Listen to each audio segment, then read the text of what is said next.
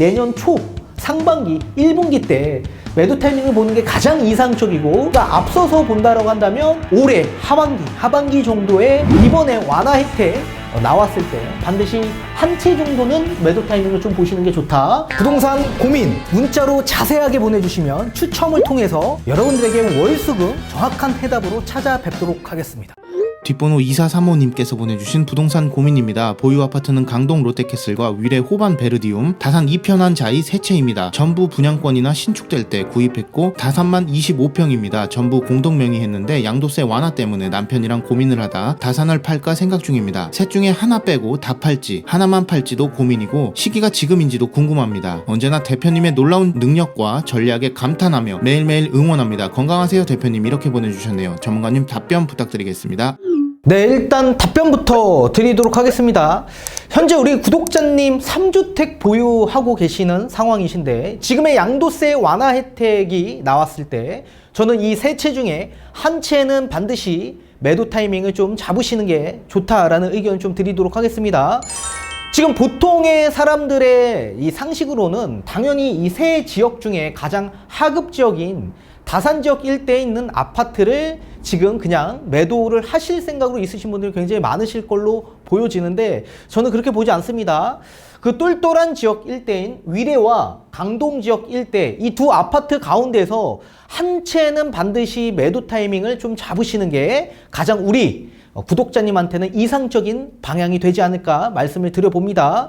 뒤에 가서 판소를 통해서 좀 더 자세히 풀어드리도록 하겠고, 또 언제 정도의 매도 타이밍을 잡아야 좋을지 뒤에 다시 한번 설명해 드리도록 하겠습니다. 자, 일단 위치를 좀 보도록 하겠습니다. 지금 강동 롯데캐슬 퍼스트 아파트를 보유하고 계시는데 요 바로 뒤편에 지금 8호선 또 지금 공사 중에 있고 이제 조만간 착공 예정에 있습니다. 그래서 위치적으로는 굉장히 좀 좋은 위치에 있다, 그렇게 말씀을 좀 드리고 싶습니다. 자, 지금 보시는 이 아파트는 다산에 있는 이편한 세상 자이 아파트입니다.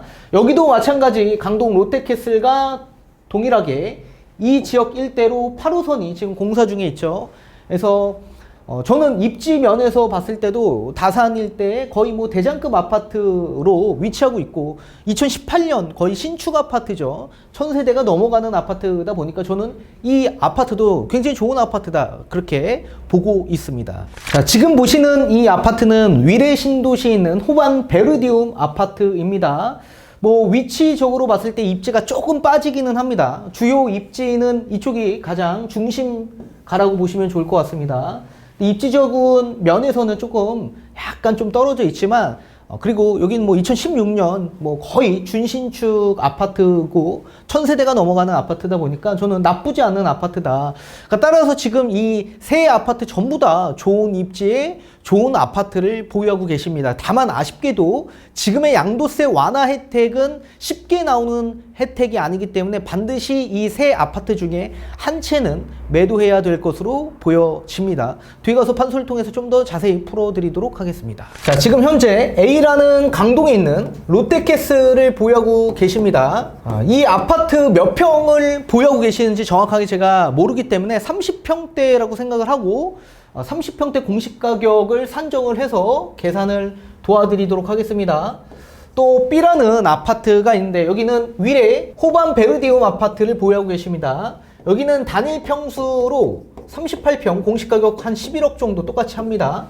또 한 채가 더 있습니다. 여기에 C라는 다산에 있는 이편한 세상 자이 아파트를 보유하고 계시는데 여기는 24평 소형 평형대 공시가격이 약 5억 정도 형성되었습니다. 2022년 기준에서.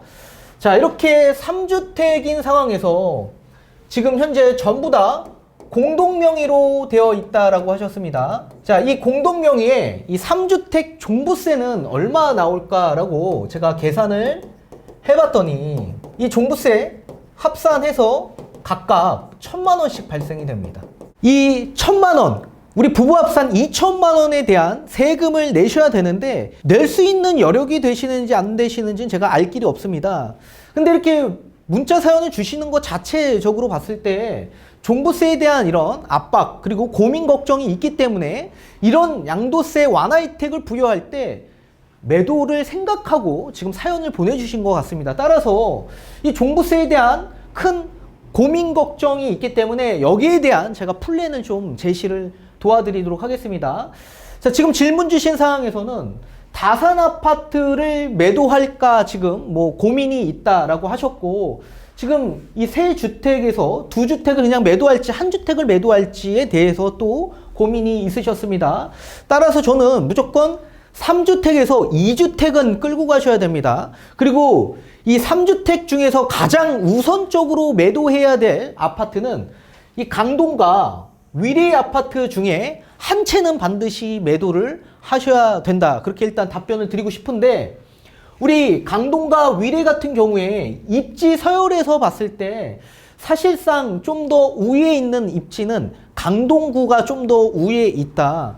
근데 우리 아파트로 기준 삼아 만약에 따져본다면 입지만 따져봤을 때는 강동 롯데캐슬 아파트가 위례 호반 아파트보다 입지가 조금 더 뛰어납니다.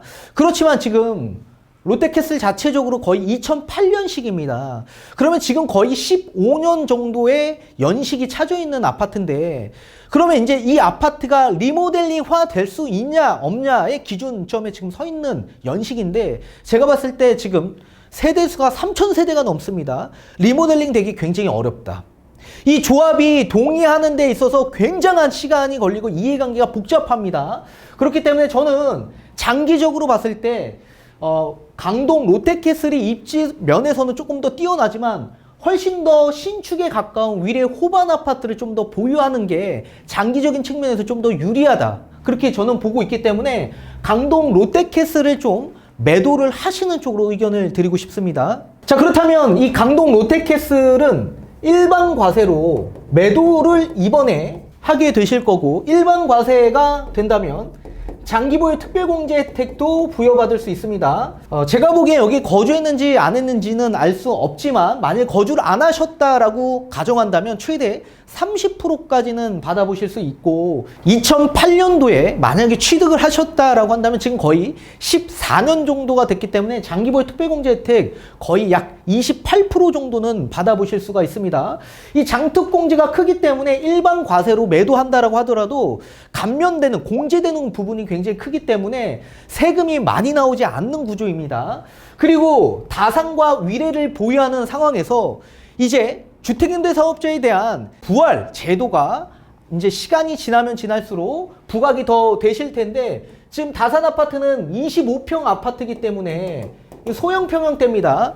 전용 면적 60제곱미터 이하는 주택임대사업자를 등록할 수 있게끔 제도를 다시 손질을 보겠다라고 이미 밝혀진 상황이고, 이 전월세 가격에 대한 이 불안정한 시장을 좀 더 안정화시키려면 임대사업자를 다시 재등록에 대한 부활을 마련해야 되는 부분이 있습니다. 자, 따라서 이렇게 주택임대사업자 등록을 만약에 하게 될 경우에 우리는 2주택을 보유하면서 종부세를 내셔야 될 텐데, 주택임대사업자 등록하기 전까지는 우리는 각각 200만 원 정도밖에 나오지가 않습니다. 종부세가. 그러면 두 분이서 합산해서 거의 400만 원 정도밖에 나오지 않는 구조이죠. 이 공동명의 그리고 공시가격 합산이 약 16억에 공제가 6억씩 되다 보니까 종부세가 거의 많이 나오지 않는 구조가 돼버립니다. 이런 상황에서 만약에 주택임대사업자가 등록이 된다라고 한다면 여기에 세제 혜택을, 어떤 세제 혜택을 준다라고 했냐면 종부세, 양도세에 대한 세제 혜택을 부여한다라고 이미 인수위에서 발표를 한 적이 있습니다. 따라서 만약에 종부세에 대한 세제 혜택, 이 종부세 합산 배제에 대한 세제 혜택을 부여받았을 경우 종부세가 나올 수 있냐? 주택임대사업자 등록 시에는 종부세가 한 푼 나오지 않는 구조이다. 그러면 다산에 있는 종부세에서는 합산이 되지 않고 제외가 되고요. 우리 위례에 있는 공시가격 11억, 이거는 1주택 종부세율로 적용이 돼서 공시가격 부부 공동명의이다 보니까 공시가격 거의 12억까지는 종부세가 한 푼 나오지 않는 구조가 돼버립니다. 따라서 시간이 지나면 지날수록 주택임대사업자를 등록할 경우에 종부세가 각각 나오지 않는 구조가 되고, 주택임대사업자 등록을 하지 않더라도 각 200만 원씩 정도밖에 나오지 않는 구조가 되다 보니 종부세에 대한 부담이 없어지는 거죠. 또 여기에 강동에 있는 롯데캐슬 매도를 하셔서 시세 차익이 나는 부분을 우리 위례에 전입하셔서 2년 이상 거주를 할 경우에 다산 아파트를 주택임대사업자 등록할 경우 여기는 비과세가 되는 거죠. 비과세. 이 비과세를 받고 매도가 가능하고 또 장기보유 특별공제 혜택도 오랫동안 거주하면 거주할수록 최대 80%까지 또 받지 않습니까? 그리고 다산에 있는 아파트는 양도세 중과 배제로 일반 과세를 또 받을 수 있고 또 여기에 장특공제까지도 받아볼 수가 있습니다. 이런 혜택이 또 다산에 있는 아파트에서도 받아보실 수 있기 때문에 우리는 강동에 있는 아파트 일반 과세와 장특공제로 세금을 좀 절약하고 또 여기에 위례에 전입을 하셔가지고 2년 이상 거주만 하신다면 비과세는 언제든지 또 받아보실 수 있고 다산에 있는 아파트도 마찬가지 만약에 주택임대사업자가 등록이 된다라고 한다면 일반 과세 및 장특공제까지 받아보실 수 있는 부분이 있기 때문에 각각 세금이 다 절세되는 부분이 마련되는 거다. 뭐 단기간 내에 이 민특법이라는 개정 자체가 국회를 통과해야 되는 법이기 때문에 사실상 바로 시행되기는 어렵겠지만 우리는 주택임대사업자 등록이 다시 부활할 때까지는 종부세에 대한 부담이 적어지는 상태가 유지가 되면서 만약에 추후에 임대사업자가 다시 재등록 활성화가 된다고 한다면 종부세가 아예 나오지 않는 구조가 되어 가는 거다. 그렇게 보시면 좋을 것 같고 따라서 우리는 롯데캐슬 아파트는 매도를 하셔서 2주택 전략으로 가셔야 된다. 2주택 전략. 그리고 기간이 가장 중요하실 텐데요.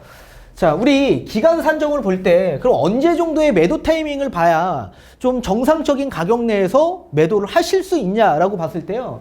2022년 현재 4월에서 2022년 5월 30일 이 시기에는요. 급매 물건이 많이 나올 시기입니다. 급매가 나오는 가장 큰 이유는 종부세 때문에 그렇죠. 종부세 기준일이 언제죠? 6월 1일입니다. 따라서 6월 1일이 되기 바로 전 5월 30일까지는 잔금을 끝내놔야 되는 부분이 있기 때문에 정말 급하신 분들, 이런 분들은 급매 물건으로 좀 많이 내놓을 수밖에 없을 겁니다. 그렇지만 지금 현재 뭐 대출이 완화되고 뭐 여러 가지 수요가 다시 예전처럼 활성화되기에는 단기간 내에 어렵다라고 보고 있기 때문에 이렇게 부동산에 대해 아무것도 모르시는 다주택자분들이 만약에 시장에 물건을 내놓을 경우 그게 쌓이고 쌓여 적체가 되면 급매가 형성이 될 수밖에 없을 겁니다.